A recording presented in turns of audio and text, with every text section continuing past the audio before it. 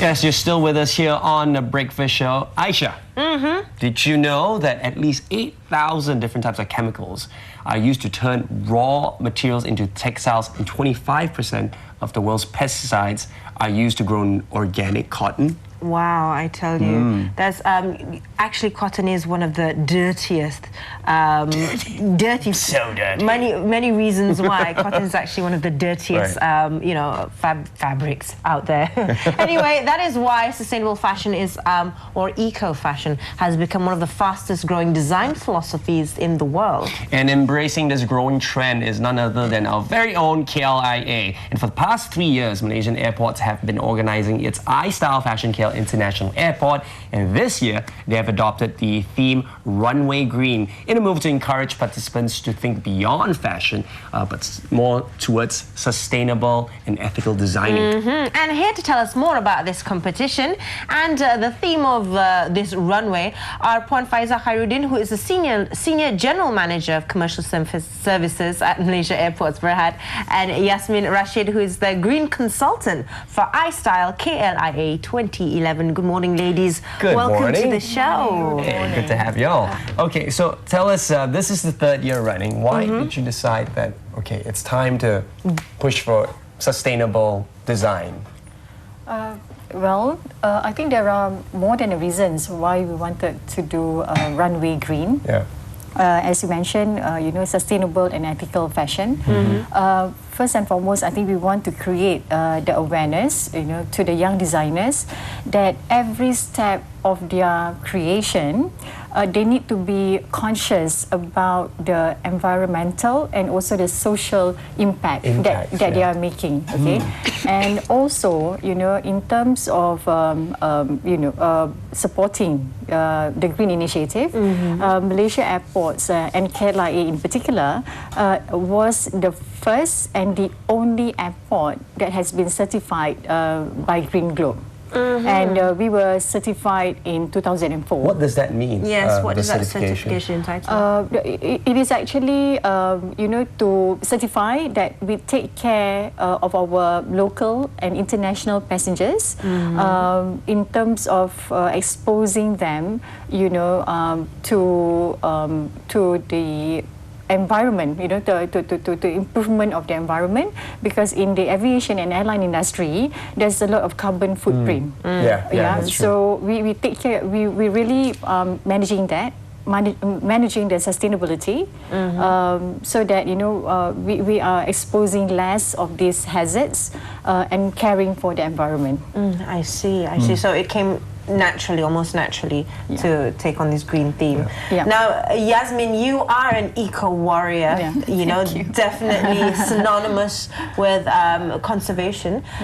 So tell us your involvement in the iStyle 2011. How is it, are you, and what is your role actually as this green consultant? I partnered with Malaysian Airports and KLIA to basically provide the green element to it in the terms of how they set up the whole competition, in terms of how they even do simple things like printing or the stage setup.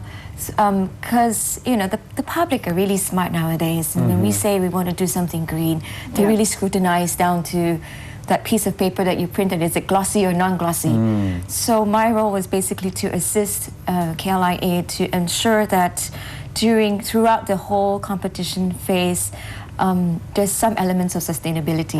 So for instance, we have an official recycler that at every stage of the event, he comes and collects everything and recycles and records down what has been recycled.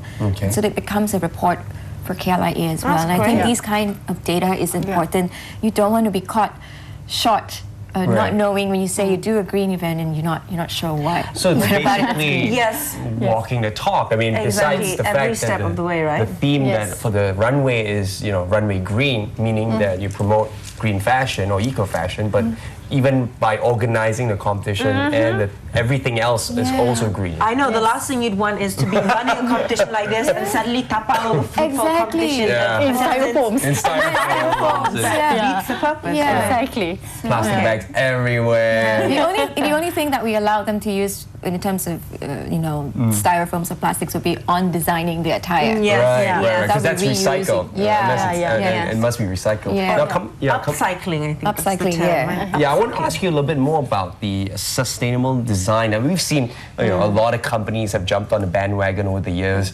and they say organic cotton. But what really constitute sustainable design in terms of fashion? Ethical fashion.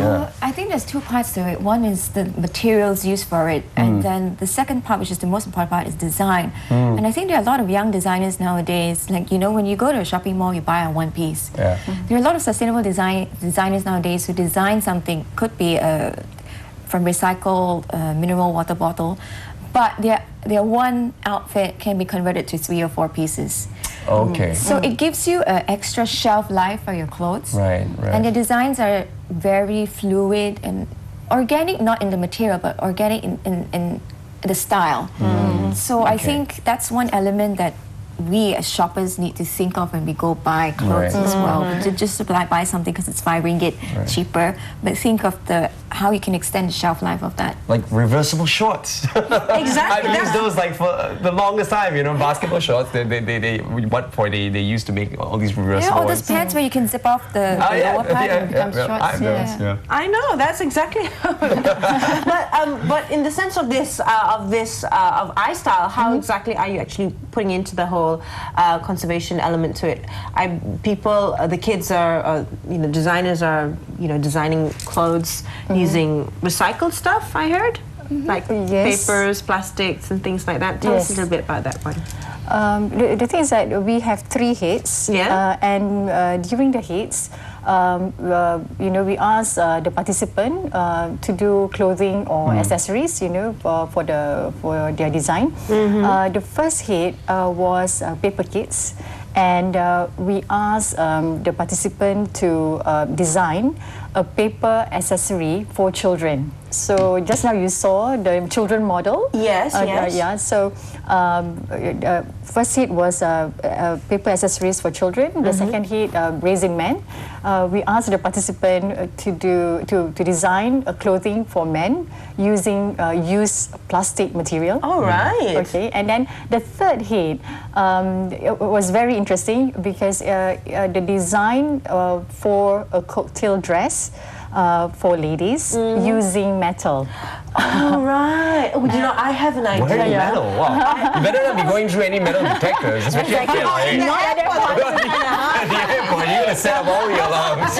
No, we were doing it at the land side, so it doesn't have to go through the security. And it's waterproof. Make sure no rain as well. But talking about the competition, how's the response been? A lot of designers, are they up for the challenge? Yeah, I think we did it slightly differently this year because we are not only targeting for students, design students.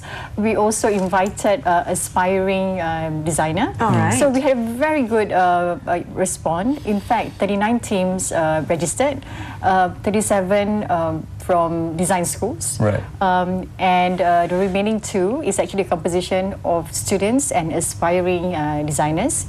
And the judges selected 6 teams for the finals. Okay. And they have to go through the 3 hits, the 2 final challenges, and the grand finale. All right. Okay. Now, what was quite another interesting point I thought we should bring up is every team stands, there are 3 members in a team. Now, you've got a designer, a stylist, and a publicist. So not only are they supposed to just come up with these designs, the publicist's job is actually to, market the product and get votes. So, and that's how they get, that's how they get points, as many votes as they can get. Yes. And they use social media also. Now, tell us a little bit about that idea. What exactly did they have to do?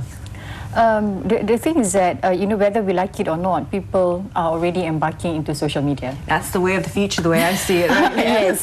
And then the thing is that this is especially true for the younger segment. So what happened is that, even during the first iStyle, we started with Facebook and Twitter. And this time around, we did it a bit more elaborately because we also organized contests. We have iStyle Shutterbug, which is an open for public photography contest. Yeah. We have iStyle what do you call it? iStyle contest within the Facebook. Right. Yeah, and then we also have iStyle blogger. Because we select, a few bloggers to blog about iStyle, and they stand a chance to win a tablet, a Samsung Galaxy tablet, and then I think last but not least, we are also supported by Fly FM, so that we can reach out to a wider audience, and the public. The public. All right, that's great. But Yasmin, I want to ask you. It's great that such an event is being created, especially at Malaysian airports taking upon this theme. But how would you like to see this trend to keep growing, or especially be in the minds of people, and not just for this fashion event? I think on a global scale, we've already got really good Malaysian designers who are on the sustainable platform already. Although they may not be well known locally, because you have to admit sustainable fashion is not really too affordable at the moment. I think we've got a lot of potential, and I think we've got a lot of materials that we can easily source from. And that was one of the criteria for the participants. Whatever that they used to create their designs had to be easily found. Or else it doesn't make sense if it's something that's like you have to transport from overseas and all that. I think after yesterday when we did the last challenge, that they now saw the reality of it. It's easy to be a tailor. It's not easy to be a fashion designer. And to be a sustainable one takes that extra mile. Yes, that extra effort, right. And I'm not saying this because I'm a purist or I expect them to be a purist, but I think they need to see the challenge. One of the kids had an entire pants, which was really nice, just made from aluminum pull tabs. And from far it was maximum bling, it's really nice, and the model was wearing it very comfortably. And I told them, like, look, if you know how to manipulate this very well, this material, you go very, very far, because you won't run out of that resource. It's just about meshing design and comfort. And of course, also affordability. That's the key thing as well, because at the end of the day, you want people to buy these concepts. And I'm sure you won't buy something that looks like too recycled. You know what I mean? You need to have a little bit of... you buy something that looks like trash, right? Hey, trashy could be in. In your... We'll see. Next year, Milan will be hobo style design. Oh yes. Anyway, thank you so much, ladies, for Faizah and Yasmin for being on the show. For more information, you can visit the websites iStyle, www.istyle.klia.com.my. It's on the screens right now. Or you can visit their Facebook page, facebook.com/iStyleKLIA, or follow them on Twitter. It's @iStyleKLIA. Yep. Okay. That's all the information you need to follow the KLIA fashion, iStyle Fashion Cal International Airport. Runway green is a theme, so make sure you get on that. But on that note, we have to take a quick break.